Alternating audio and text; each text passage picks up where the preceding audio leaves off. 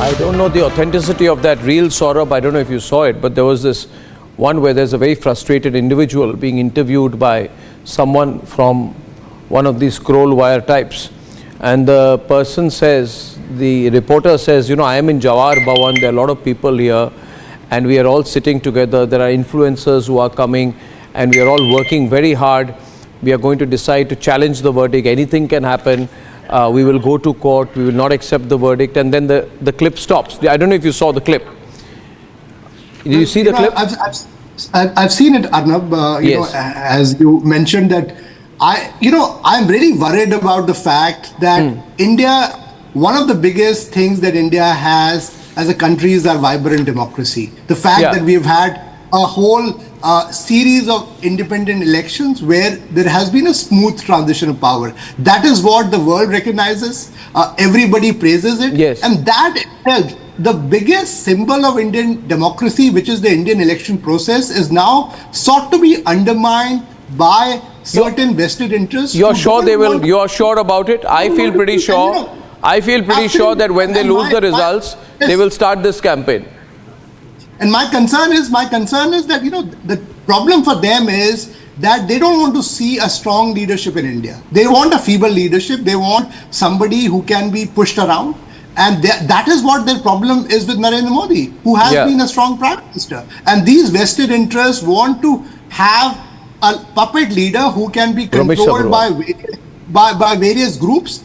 And that's what the problem is. But I think the people of India are smart enough. But they are going to do this. I feel. When I see their behavior of late. And I want to bring in Tuhin and Ramesh Sabarwal. I have no doubt in my mind that when they lose, or rather let me be polite and say if and when they lose, they will start this campaign that this was not a fair election. They will start questioning EVM. They will start questioning. It's a very well planned thing. Everyone on, please. It's very well planned. You will see them, instead of saying on June 4th, we have lost an election for the third time and Narendra Modi will be the Prime Minister and we will support him and work constructively with him as an opposition, they will go to foreign media, Al Jazeera, you know, these foreign publications and say that Indian democracy is bad. They will turn completely anti-national. They will take a Ramesh Sabarwal anti-national line and say Indian elections have been compromised.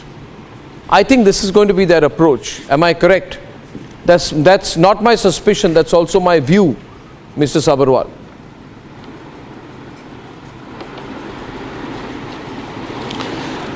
Arnab, yes. On 4th June the counting will be done. Will you accept the verdict? On 4th June. Will you accept the verdict? If there will be a cyber crime, how will I accept the verdict? If there will be, he calls the Indian election a cyber crime. Congress party. You people. You watch this, ladies and gentlemen. I have to open up the phone call. You people. Yeah, you people. Now you people have already started. No, you people have already started the narrative of BJP because they are involved in that scam. The people of India will expose them if they will do this scam this time. Accept the result. Enough. Accept the result. The people of India. Accept the result. If the bogus result, how will you accept? If I have done 100% marks, if I have secured 100% marks, why? I will go for revolution. Arnab, you people are so afraid. Chor ki daadi mein tinka. Mr. Modi, Mr. Amit Shah are doing something wrong for the nation. They are killing the democracy. I request you all. Watch the body language. The people of India will taught them a lesson. I have to intervene. We are coming to a very important point in the debate. Viewers, over years I have done these debates and one thing I watch, Tuhin, body language and the choice of words. Today you have a very senior Congress leader who calls the greatest democratic election exercise in the world a cyber crime and a bogus election. Arnab, today the Congress party... Watch the choice of words. Yeah.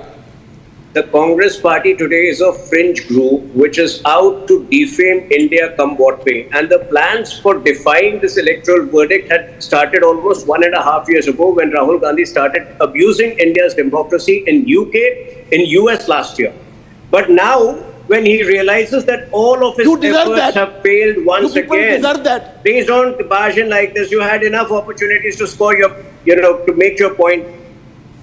Today when they realize, I'm giving you 2 or 3 instances of how negatively, how viciously negatively they fought this election right from the start. They doctored a video of Home Minister, just to spread the rumor, just to spread the wild rumor that we were, bringing reservations to an end, for which obviously some of the congressmen had to be arrested. Secondly, they tried to create a stampede in Phulpur.